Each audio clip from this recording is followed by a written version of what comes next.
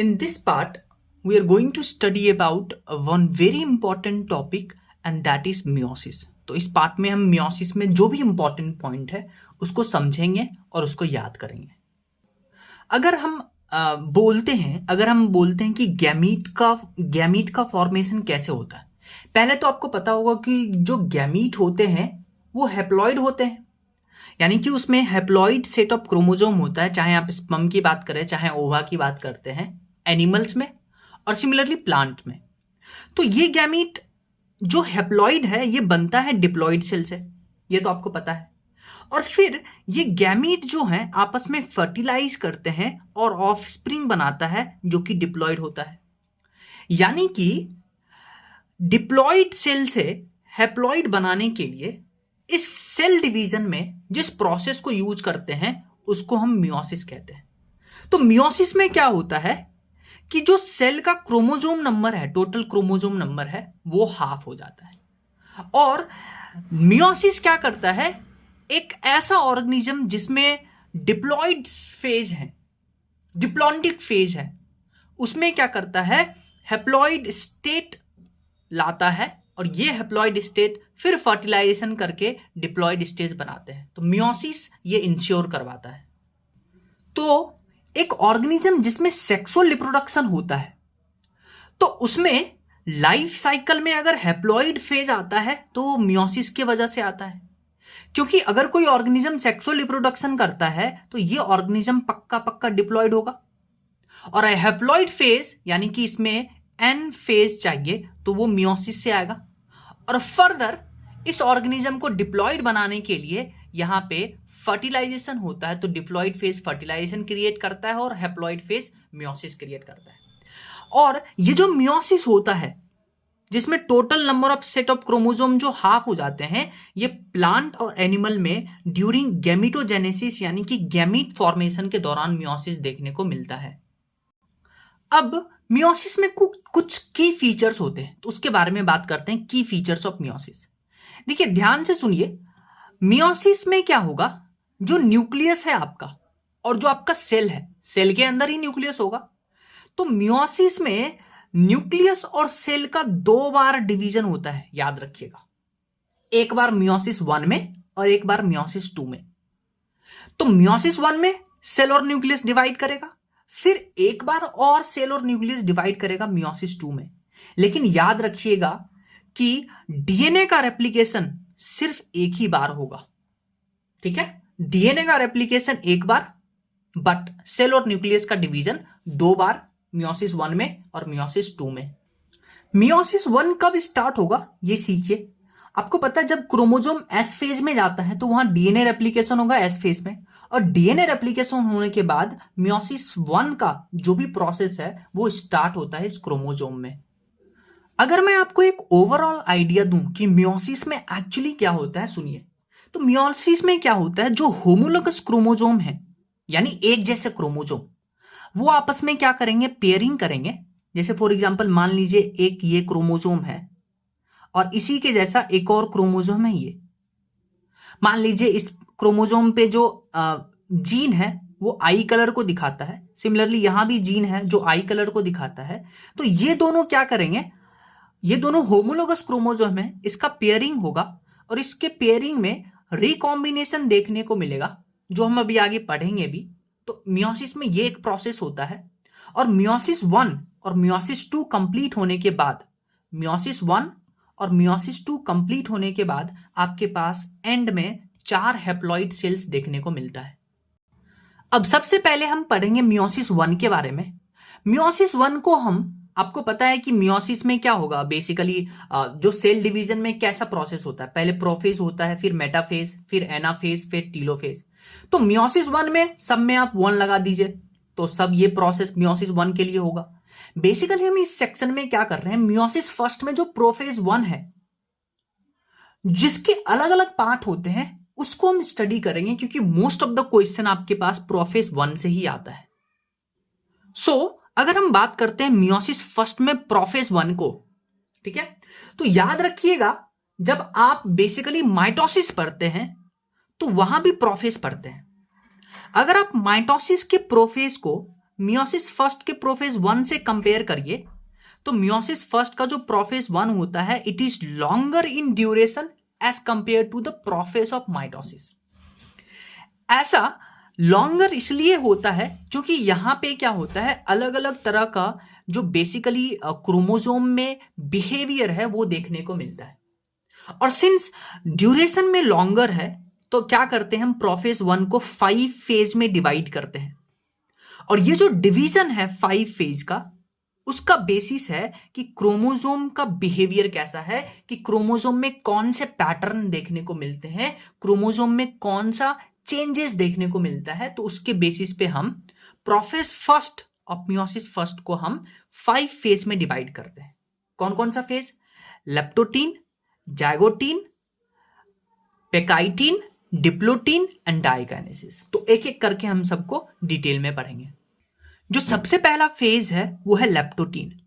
तो लेप्टोटीन जब आप फेज को ऑब्जर्व करिएगा तो यहां पे क्या होता है, क्रोमोसोम आपको बहुत कम पावरफुल माइक्रोस्कोप से ही दिखने लगते हैं। सो लेप्टोटीन में आप क्रोमोसोम देख सकते हैं with the help of light microscope. और पूरे लेप्टोटीन के प्रोसेस में क्रोमोसोम जो होता है वो लगातार कंडेंस होता रहता है, लगातार कॉम्पैक्ट होता रहता है। तो ये 2 पॉइंट आपको याद रखना है लेप्टोटीन में। नेक्स्ट जो हमारे पास स्टेज है दैट इज जाइगोटीन। अब सुनिए जाइगोटीन में क्या होता है। जाइगोटीन में बहुत इंपॉर्टेंट बेसिकली क्रोमोसोम में बिहेवियर देखने को मिलेगा। जाइगोटीन में क्या होता है, जो होमोलोगस क्रोमोसोम है वो आपस में क्या करते हैं, पेयरिंग करना स्टार्ट करते हैं।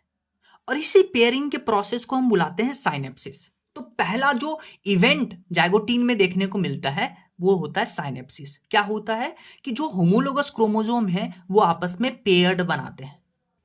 अब अगर आप जाइगोटीन स्टेज को इलेक्ट्रॉन माइक्रोस्कोप में देखते हैं और वहां पे फोटो लेते हैं, यानी इलेक्ट्रॉन माइक्रोग्राफ लेते हैं, तो आपको क्या होता है, इसमें एक कॉम्प्लेक्स स्ट्रक्चर देखने को मिलता है। और इस कॉम्प्लेक्स स्ट्रक्चर का नाम रखते हैं सिनेप्टोनीमल कॉम्प्लेक्स। तो यदि आपसे पूछे कि सिनेप्टोनीमल कॉम्प्लेक्स कहां देखने को मिलता है, जाइगोटीन में। जाइगोटीन में क्रोमोसोम का पेयरिंग होता है जिसको हम होमोलोगस क्रोमोसोम बुलाते हैं। और ये जो कॉम्प्लेक्स स्ट्रक्चर है, कब बना ये कॉम्प्लेक्स स्ट्रक्चर? जब होमोलोगस क्रोमोसोम का पेयरिंग हुआ। इसको बुलाते हैं बाइवेलेंट या टेट्राड। तो याद रखिएगा, बाइवेलेंट और टेट्राड बनता कहां है, जाइगोटीन में। पेयरिंग कहां होता है, जाइगोटीन में। कॉम्प्लेक्स स्ट्रक्चर सिनेप्टोनीमल कॉम्प्लेक्स कहां बनता है, जाइगोटीन में। पर ये जो बाइवेलेंट और टेट्राड है ये आपको क्लियरली विजिबल होता है नेक्स्ट स्टेज में। ठीक है। अब अभी तक हमने पढ़ा लेप्टोटीन और जाइगोटीन। तो लेप्टोटीन और जाइगोटीन का जो ड्यूरेशन होता है ये एज कंपेयर टू पेकाइटीन छोटा होता है। तो अभी जो 2 स्टेज पढ़े हैं इसका ड्यूरेशन छोटा है, पर अभी जो हम पेकाइटीन पढ़ेंगे इसका duration as compare to these 2 बड़ा होता है। तो अब हम पढ़ेंगे पेकाइटीन। अब जैसा कि मैंने आपको बोला था कि जाइगोटीन में बाइवेलेंट है या टेट्राड बनेगा, but it is clearly visible in the next stage. तो नेक्स्ट स्टेज है पेकाइटीन, यानी कि पेकाइटीन में जो बाइवेलेंट और टेट्राड बन रहा था it will be clearly visible. और बाइवेलेंट टेट्राड आपको कुछ ऐसा देखने को मिलता है। देखिए ये एक क्रोमोसोम है, ये एक क्रोमोसोम है। ध्यान से रखिएगा, एक क्रोमोसोम में ये जो 2 पार्ट दिख रहा है इसको बुलाते हैं हम सिस्टर क्रोमैटिड, यानी एक ही क्रोमोसोम का 2 क्रोमैटिड उसको बुलाते हैं सिस्टर क्रोमैटिड। और 2 क्रोमोसोम के अलग अलग क्रोमैटिड को हम बुलाते हैं नॉन सिस्टर क्रोमैटिड। और इसी नॉन सिस्टर क्रोमैटिड के बीच में क्या होगा, आपके पास रिकॉम्बिनेशन नोड्यूल बनेगा। यहां पे रिकॉम्बिनेशन होगा और जेनेटिक मटेरियल का एक्सचेंज होगा। तो बाइवेलेंट और टेट्राड ऐसे देखने को मिलता है। कहां क्लियरली विजिबल होता है, पेकाइटीन में। आइए हम पेकाइटीन में कुछ कैरेक्टरिस्टिक फीचर के बारे में बात करते हैं कि पेकाइटीन में क्रोमोसोम के साथ क्या होता है। तो जैसा कि मैंने आपको बोला था कि पेकाइटीन में क्या होगा, जो नॉन सिस्टर क्रोमैटिड है, नॉन सिस्टर क्रोमैटिड कौन सा है, मान लीजिए ये एक क्रोमोसोम है, ये एक दूसरा क्रोमोसोम है। तो ये दोनों आपस में सिस्टर क्रोमैटिड, ये दोनों आपस में सिस्टर क्रोमैटिड और ये दोनों आपस में नॉन सिस्टर क्रोमैटिड। तो यहां पे क्या होगा, नॉन सिस्टर क्रोमैटिड के बीच में रिकॉम्बिनेशन नोड्यूल बनता है। पहला पॉइंट कि रिकॉम्बिनेशन नोड्यूल कहां बनता है, पेकाइटीन में। ठीक है, तो ये याद रखिएगा। अब देखिए यहां जो रिकॉम्बिनेशन नोड्यूल बना, ये वो साइट है जहां पे क्या होगा, नॉन सिस्टर क्रोमैटिड के बीच में क्रॉसिंग ओवर होगा, यानी कि जेनेटिक मटेरियल का क्या होगा, ट्रांसफर होगा। जेनेटिक मटेरियल एक क्रोमोजोम से दूसरे क्रोमोजोम में जाएंगे। तो रिकॉम्बिनेशन नोड्यूल क्या है? The site at which crossing over occurs between non sister chromatid of homologous chromosome. अब ये जो क्रॉसिंग ओवर होता है, इसमें एक एंजाइम हेल्प करता है जिसको बुलाते हैं रिकॉम्बिनेज एंजाइम। ठीक है, तो कई बार आपसे क्वेश्चन पूछता है, तो जैसे फॉर एग्जांपल अगर आपसे क्वेश्चन पूछे in meiosis crossing over is initiated at, तो क्रॉसिंग ओवर कब इनिशिएट होगा? जब रिकॉम्बिनेशन नोड्यूल बनेगा। और रिकॉम्बिनेशन नोड्यूल कब बनेगा? पेकाइटिन में। तो इसीलिए इसका आंसर क्या होगा? पेकाइटिन में। और एक और क्वेश्चन पूछता है कि the enzyme recombinase is required at which stage of meiosis. तो पेकाइटिन में रिकॉम्बिनेशन नोड्यूल बना, site at which crossing over will take place, और इसके लिए रिकॉम्बिनेज एंजाइम पेकाइटिन में ही चाहिए। और अगर आपसे पूछे the appearance of recombination nodule on homologous chromosome during meiosis कैरेक्टराइजेस, तो रिकॉम्बिनेशन नोड्यूल पे क्या होता है? रिकॉम्बिनेशन नोड्यूल पे वो साइट है जहां पे क्रॉसिंग ओवर होता है। तो ऐसे क्वेश्चंस पूछते हैं। सो पेकाइटिन के इनिशियल में रिकॉम्बिनेशन स्टार्ट हुआ और पेकाइटिन एंड होते तक ये रिकॉम्बिनेशन कंप्लीट हो जाता है। और रिकॉम्बिनेशन नॉन सिस्टर क्रोमैटिड के बीच में कंप्लीट होता है, तो ये दोनों आपस में ऐसे जुड़ते हैं। तो क्या होता है, जहां पे क्रॉसिंग ओवर होता है, क्रोमोसोम अभी भी वहां लिंक्ड रहते हैं। तो क्रोमोसोम जहां पे क्रॉसिंग ओवर होता है वहां पे लिंक्ड रहते हैं। अब नेक्स्ट जो फेज है दैट इज डिप्लोटीन। डिप्लोटीन के स्टार्टिंग में क्या होगा, जो सिनेप्टोनीमल कॉम्प्लेक्स पहले बना था, वो सिनेप्टोनीमल कॉम्प्लेक्स जो होगा डिसॉल्व करना स्टार्ट करेगा। और जो बाइवेलेंट और टेट्राड क्रोमोसोम में रिकॉम्बिनेशन हुआ था, वो अब क्या करेंगे, सेपरेट करना स्टार्ट करेंगे। तो मान लीजिए ये क्रोमोसोम है, तो ये सेपरेट करना स्टार्ट करेंगे, ये सेपरेट करना स्टार्ट करेंगे। लेकिन जहां पे क्रॉसिंग ओवर हुआ है वहां पे अभी भी ये ऐसे अटैच्ड रहेंगे, और इस यहां पे एक एक्सेप्ट स्ट्रक्चर बनता है जिसको हम काइजमेटा बुलाते हैं। ठीक है, तो इसमें दो इंपॉर्टेंट पॉइंट है कि डिप्लोटीन में क्या होगा, सिनेप्टोनीमल कॉम्प्लेक्स डिसॉल्व करना स्टार्ट करेंगे। तो आपसे ऐसे क्वेश्चन पूछेगा, dissolution of synaptonemal complex occurs in diplotene. और काइजमेटा कहां फॉर्मेशन होगा? डिप्लोटीन में। ठीक है, सो ऐसे क्वेश्चन पूछेगा, the stage during which separation of paired homologous chromosome begin. तो होमोलोगस क्रोमोसोम कहां सेपरेट करना स्टार्ट करते हैं? डिप्लोटीन में। तभी तो यहां एक्सेप्ट स्ट्रक्चर बनता है काइजमेटा। और क्या होता है, कुछ वर्टिब्रेट्स में क्या होता है, उनके जो oocytes होते हैं, एग सेल होते हैं, उनमें डिप्लोटीन ही स्टेज में वो बहुत महीनों तक, बहुत सालों तक वो अपना जो बेसिकली सेल का एक्टिविटी है उसको पॉज करता है डिप्लोटीन स्टेज में ही।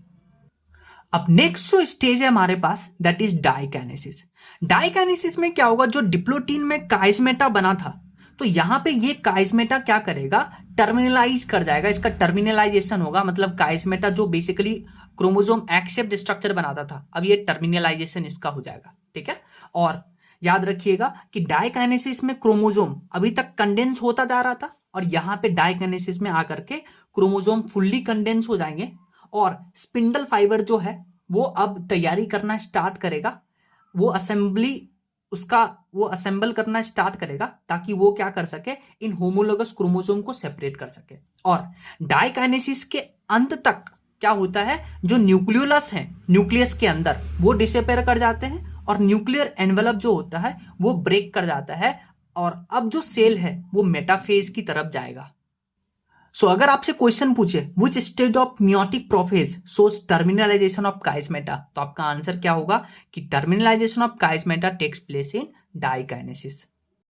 अब अगर आपसे क्वेश्चन पूछे कि मियोसिस में बताइए आप कि प्रोफेज में कौन कौन से स्टेप बाय स्टेप हुआ, यानी इवेंट्स इन मियोसिस, तो पहले साइनेप्सिस होता है, फिर क्रॉसिंग ओवर होगा, फिर क्रॉसिंग ओवर के बाद काइजमेटा का टर्मिनलाइजेशन होगा, और फिर न्यूक्लियोलस का डिसअपीयरेंस हो जाएगा। तो ये इवेंट आप सीक्वेंस में याद रखिएगा कि कौन कौन सा इवेंट किसके बाद आया है।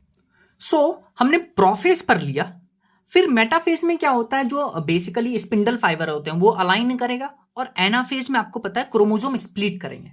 अब ध्यान से सुनिए, ये इंपॉर्टेंट पॉइंट है। अगर आप एनाफेज फर्स्ट बात करते हैं मियोसिस फर्स्ट में, तो एनाफेज फर्स्ट में क्या होता है, मान लीजिए ये क्रोमोजोम है, 2 क्रोमोजोम अपन बना लेते हैं, ठीक है। तो यहां पे क्या होता है, जो स्पिंडल फाइबर्स होते हैं वो इस सेंट्रोमियर को ब्रेक नहीं करता है, वो क्या करता है, इस पूरे क्रोमोजोम को लेके जाता है, पूरे क्रोमोजोम को लेके जाता है। तो मान लीजिए पहले एक सेल में 2 क्रोमोजोम थे, तो अब ये सेंट्रोमियर क्या करेगा, इस एक क्रोमोजोम को अलग कर देगा एक सेल में और इस एक क्रोमोजोम को अलग कर देगा एक सेल में। इंपॉर्टेंट क्या है कि यहां सेंट्रोमियर ब्रेक नहीं होगा। तो पहले एक सेल में 2 क्रोमोजोम थे, अब क्या हुआ, अब एक सेल में एक ही क्रोमोजोम बचा, यानी क्रोमोजोम का नंबर हाफ करने के लिए एनाफेज फर्स्ट होता है। तो ठीक है, यहां पे क्रोमोजोम का स्प्लिटिंग होगा, होमोलोगस क्रोमोजोम सेपरेट करेंगे, लेकिन नो ब्रेकिंग ऑफ ये जो बेसिकली सेंट्रोमियर है, ये सेंट्रोमियर ब्रेक नहीं करेगा एनाफेज फर्स्ट में, और सिस्टर क्रोमैटिड जो होंगे आपस में इंटैक्ट रहेंगे, और फिर ये डॉटर सेल में जाएंगे और क्रोमोजोम का नंबर क्या हो जाएगा, हाफ हो जाएगा, ठीक है। लेकिन जो सेंट्रोमियर ब्रेक करता है वो एनाफेज 2 में ब्रेक करता है, तभी तो हम बोलते हैं कि anaphase 2 is just similar to mitosis. तो याद रखिएगा कि एनाफेज फर्स्ट में सेंट्रोमियर ब्रेक नहीं करता है, इसलिए तो क्रोमोजोम का नंबर हाफ हो जाता है। और सेंट्रोमियर कहां ब्रेक करता है, एनाफेज 2 में।